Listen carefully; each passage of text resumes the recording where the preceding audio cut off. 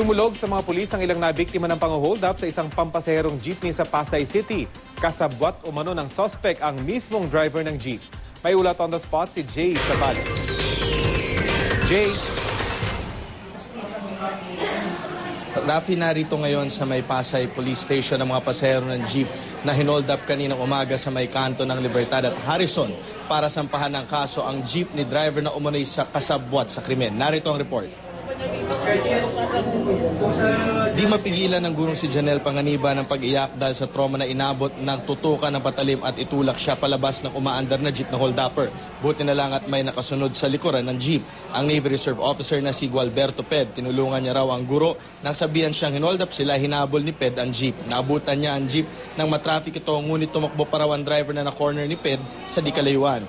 Paniwala ng iba pang pasahero, kasabwat ang driver na si Josel Habaan. Ayon kasi kay Desiree Tiglao, sumisigaw na raw siya ng parang ngunit di tumitigil ang driver.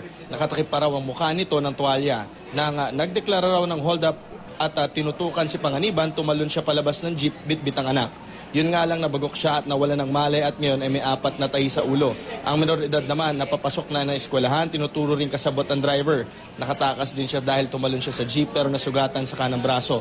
Mariin namang tinanggi ng jeepney driver na si Jose Laban ang paratang. Biktima lang din daw siya ng pang-hold up. At sa ngayon nga, inahanda na ng kapulisan ang kasong robbery hold up at maging multiple physical injuries laban dito sa driver na inaasang sasailalim ngayong araw sa inquest proceedings. At yan muna ang latest mula dito sa Pasay. Balik sa Rafi. Maraming salamat, Jay Sabale.